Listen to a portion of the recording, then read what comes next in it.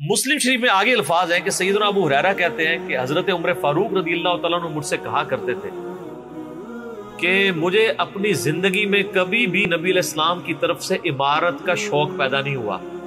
یعنی وہ کہتے تھے میری ایک یعنی زندگی میں جو عمارت والا معاملہ ہے میں اس سے دور ہی بھاگتا ہوں. آپ کو پتا ہے نا حضرت ابوبکر کا بھی جب یہ مشورہ شروع کیا تو حضرت عمر نے سب سے پہلے کہا کہ جی مجھے تو ہم معافی رکھیں, باقیوں میں سے کوئی مشورہ کر لے, میں جو بھی مسلمان راضی ہو جائیں گے. حضرت ابوبکر نے بھی سب سے مشورہ کیا, حضرت عمر سے نہیں کیا. اور سب سے مشورہ کیا کیا کہ اس کو کر دوں, تو سب نے کہا ٹھیک ہے. جب اناؤنسمنٹ کی تو حضرت عمر نے کہا کہ بھی آپ نے مجھ سے مشورہ, ان کا مجھے پتا تھا تم نے تو ماننا ہی نہیں ہے, بس اب اس کو مسلمانوں کے مشورے کو قبول کرو. تو حضرت عمر کی ایک طبیعت میں ایک عاجزی والا معاملہ تھا, اور آپ دیکھ لیں کہ یہی عاجزی ہے جو ان کو ایمان کی طرف لے آئی ہے. نبی علیہ السلام کی ترمذی میں دعا ہے نا, اے اللہ عمر ابن حشام اور عمر ابن خطاب میں سے ایک کو اسلام کی دولت دے. ابو جہل کو کیوں نہیں ملی؟ میں آپ کو ایک ہی فرق ایک ہی بندے کی زبانی بتا دیتا ہوں. حضرت عبداللہ ابن مسعود کہتے ہیں, صحیح بخاری میں آتا ہے کہ جب اس مرنے کے قریب تھا, جو 2 بچوں نے اس کو قتل کر کے نیچے گرایا, بھی اس کی رمق باقی تھی, تو میں اس کی جب گردن کاٹنے کے لیے اس کے سینے پہ چڑھا تو مجھے کہنے لگا کہ تم ایک یعنی کم ذات کے آدمی نے ایک بہت بڑی سواری کے اوپر سوار ہوا ہے اور میری گردن کو نیچے سے کاٹنا تاکہ سردار کی گردن نظر آئے. یہ اکڑ آخری وقت میں بھی نہیں جانی ہے, ٹھیک ہے. اور دوسری طرف آپ حضرت عمر فاروق رضی اللہ تعالیٰ عنہ کو دیکھیں کہ بلال حبشی کو کہہ رہے ہیں, صحیح بخاری میں حدیث ہے کہ ابوبکر ہمارے سید ہیں جنہوں نے ہمارے سید بلال کو آزاد کروایا.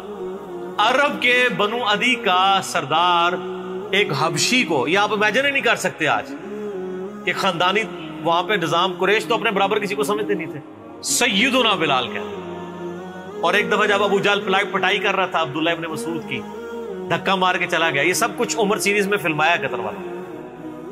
تو وہ اب وہ نیچے گرے پڑے ہوئے ہیں, حضرت عمر وہاں سے گزر رہے ہوتے ہیں, ابھی اسلام نہیں قبول کیا.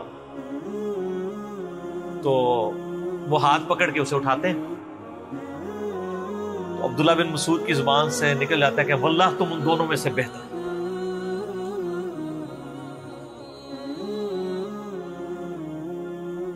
تو یعنی جو نبی علیہ السلام نے 2 مانگے ہیں نا, ان میں سے تم بہتر, یعنی عاجزی ہے. یعنی ہے کافروں کی پارٹی میں اور میرے ساتھ بھی اس میں سلوک کر رہے ہیں, اور وہی ہوا, اللہ تعالیٰ نے ان کو قبول کر لیا. تو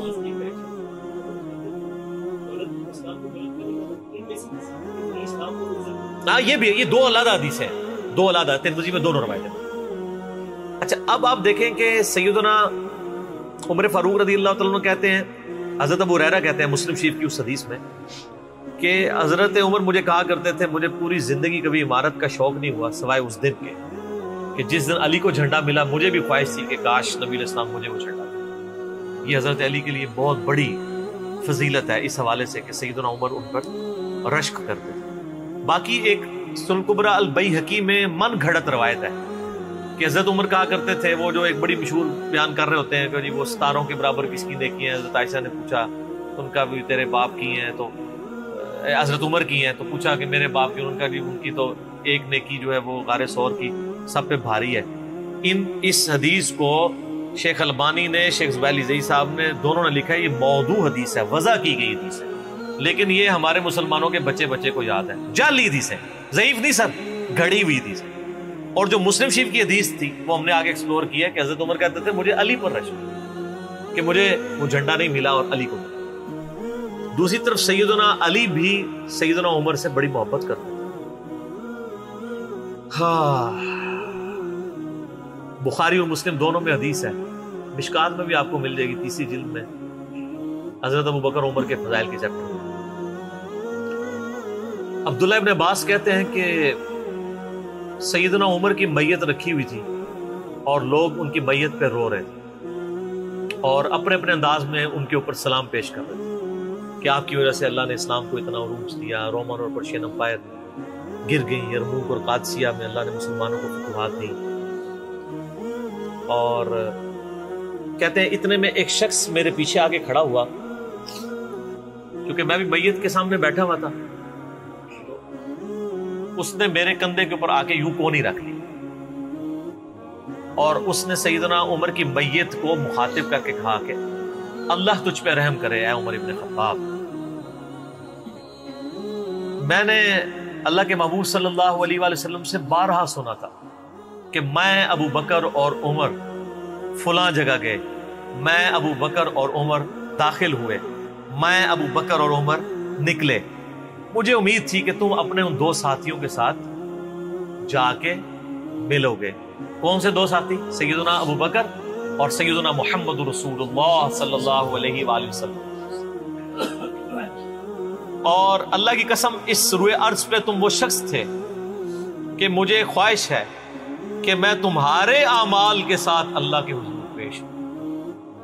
ظاہر ہے اتنا بڑا عروج سر، انسانی تاریخ کا سب سے بڑا ریولوشن نبی علیہ السلام کا، اس کی ایپیکس سیدنا عمر کے دور میں ہوئی ہے، اور یہ اللہ کا معجزہ ہے۔ نبی علیہ السلام کی مبارک زندگی میں انقلاب آتا نا تو اس طرح کے تو بہت لیڈر پہلے بھی آئے تھے جنہوں نے اپنی زندگیوں میں انقلاب لے کے آئے تھے۔ یہ معجزہ یہ تھا کہ وہ شخص دنیا سے چلا گیا، ہزاروں اس کے ماننے والے مرتد ہو گئے عرب قبائل، اور چند مخلص ساتھی ساتھ ہیں، اس کے باوجود اللہ نے رومن اور پرشین امپائر الٹوا دیے۔ کتنا بڑا معجزہ ہے۔ اگر نبی علیہ السلام اپنی مبارک زندگی میں کر جاتے، وہ تو سکندر اعظم بھی کر گیا، بعد میں چنگیز خان نے بھی کیا، بڑے بڑے لیڈر آئے۔ یہ ڈفرنس، ایک یہ ڈفرنس، اور دوسرا ڈفرنس یہ کہ نبی علیہ السلام نے اپنی وفات کے بعد 10 سال بعد، 20 سال بعد، 30 سال بعد، 50 سال بعد، ایون 500 1000 سال بعد ہونے والے واقعات کو بھی بیان فرما دیا کہ یہ ہوگا۔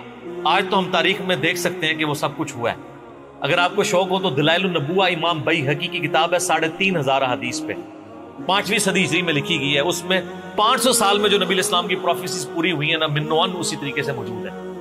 بخاری مسلم میں جو حدیثیں ہیں تاتاریوں سے جنگوں والی، وہ اس وقت تک نہیں ہوئی تھی، حدیثیں تو پہلے سے موجود تھی، آج تو ہم ان کو بھی درست مان رہے ہیں۔ ٹھیک ہے، نبی علیہ السلام نے پریڈکشن کی تھی کہ ان قریب کیسر روم ختم ہوگا، قیامت تک کوئی کیسر نہیں ہوگا، بخاری مسلم کی حدیث ہے، اور دیکھ لیں قیامت تک کوئی کیسر نہیں ہوا۔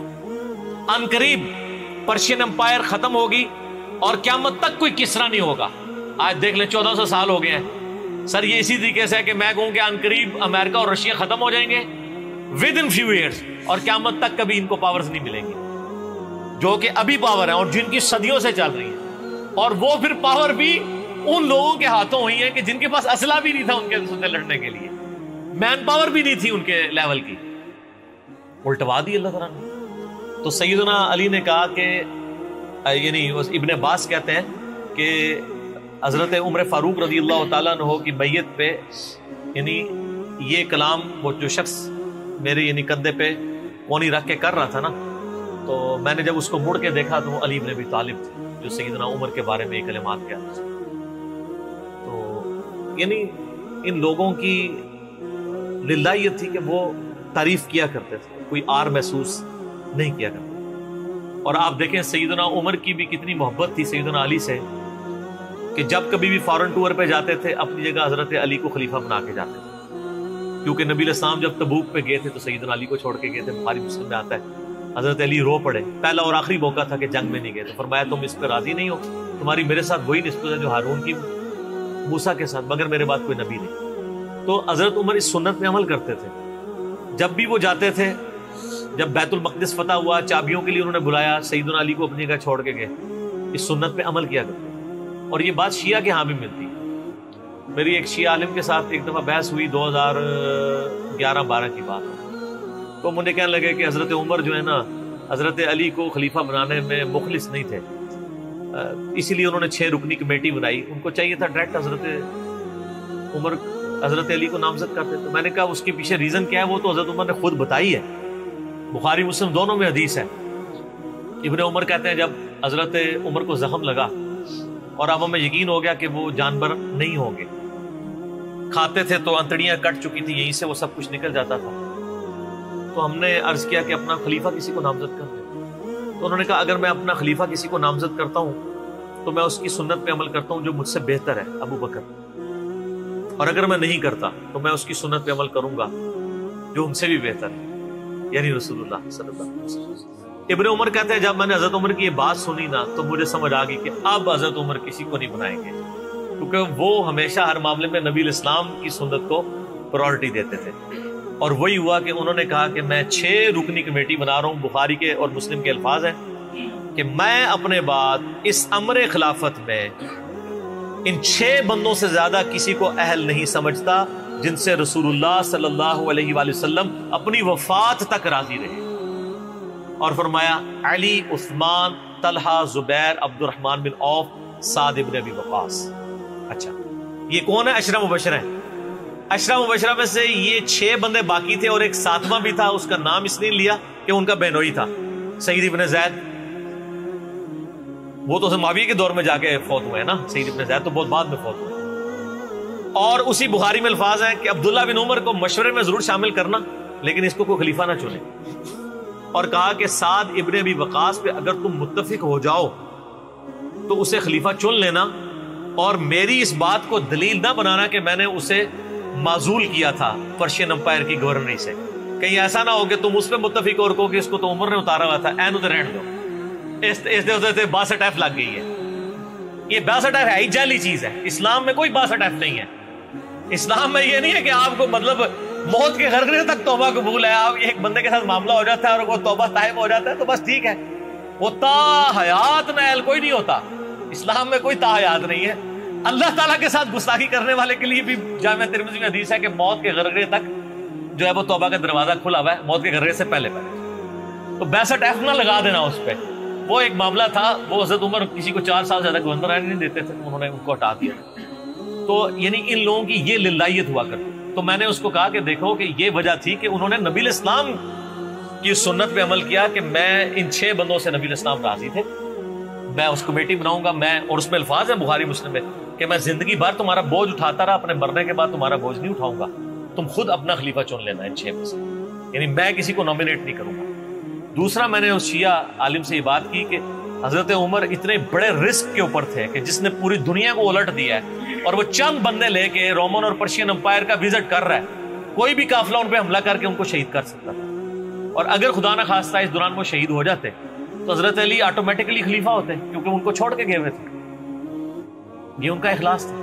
پھر سیدنا عمر نے حضرت علی کو چیف جسٹس لگایا ہوا تھا حجاز کا. چیف جسٹس آج کل نہیں سنبھالا جا رہا، اور اس زمانے میں جب اسلام کا دورہ ہو، عدل کا نظام ہو، اور تینوں جو زہد کے امام تھے نا، حضرت عمر نے ان کو چیف جسٹس لگایا تھا. رومن امپائر گری، اصحاب صفہ میں سے ابو درداء کو لگایا، سب سے غریب ترین صحابی. یہ ان کا کرائٹیریا تھا. ابو سفیان، بڑے بڑے لوگ جو اینڈ پہ مسلمان ہوئے، یہ لائنیں بنا کے کھڑے رہتے تھے. حضرت عمر ان کو نہیں ملتے تھے جب تک باقیوں سے فارغ نہ ہو جائے. وہ کہتے تھے ہم سردار. ان کا نہیں، تم اسلام میں بعد میں آئے ہو. اور وہ مہاجرین کے وظیفے اور اصحاب بدر کے وظیفے انہوں نے باقیوں سے ڈبل لگائے ہوئے کہ انہوں نے برے وقت میں اسلام کا ساتھ. اور پرشین امپائر گری، عبداللہ ابن مسعود، زہد ترین صحابی، زہد کے امام، ان کو وہاں پہ چیف جسٹس لگایا. اور حجاز کے اندر سیدنا علی کو لگایا.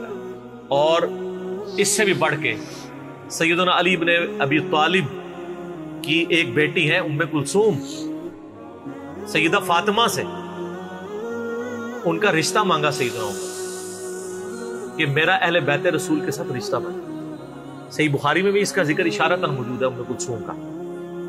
شیعہ اور سنی دونوں کے ہاں ان کی کتابیں تو مانتی ہیں، بابے نہ مانے تو الگ بات ہے. کتابوں میں موجود ہے کہ سیدنا عمر فاروق کی بیوی تھی ام کلثوم، اور سلام اللہ علیہا. اس کی وجہ سے یعنی انہوں نے ایک فخر محسوس کیا کہ میرا اہل بیت کے ساتھ ایک رشتہ داری والا معاملہ ہوتا ہے.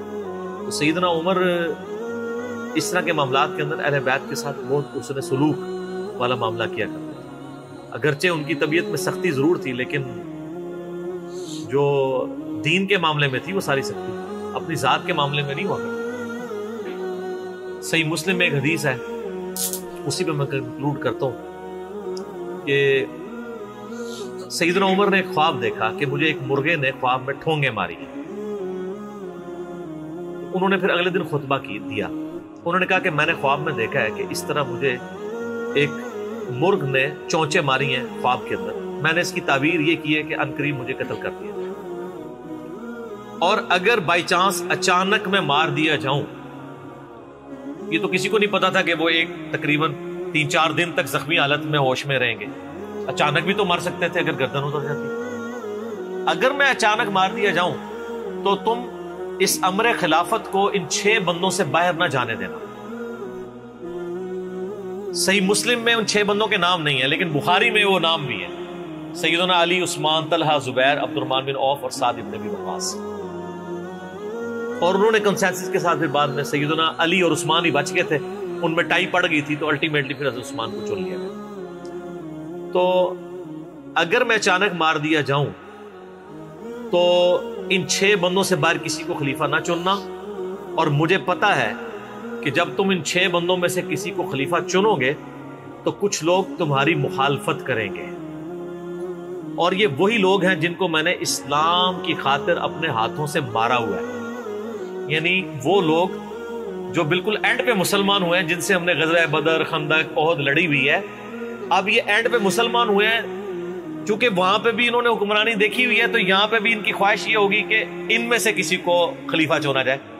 تو جب تم دیکھو کہ ایسے لوگ اس خلافت کے دشمن ہیں، ان 6 میں سے کسی بندے کی خلافت کی مخالفت کر رہے ہیں، تو تم سمجھ لینا کہ یہ لوگ اللہ کے دشمن، اور دوسرے الفاظ تو بڑے سخت ہیں، کافر ہیں. اب اس کی انجینئرنگ میں نہیں کرتا، وہ پھر کسی اور طرف بات چلی جائے گی. آپ میرا ریسرچ پیپر واقعہ کربلا کا حقیقی پس منظر 72 صحیح الاسناد احادیث کی روشنی میں، جس میں میں نے 200 روایتیں اکثر بخاری مسلم سے پیش کی ہیں، اس کے سٹارٹ میں نے حدیث لکھ کے پھر لکھا ہے کہ اب آئندہ صفحات میں آپ کو پتہ چلے گا کہ سیدنا عمر اسلام کا دشمن کن لوگوں کو سمجھتے تھے. اور یہی الفاظ صحیح بخاری میں عبداللہ بن عمر نے بھی استعمال کیے تھے. کس کے بارے میں کیے تھے وہ ہمارا اب ریسرچ پیپر. ٹھیک ہے.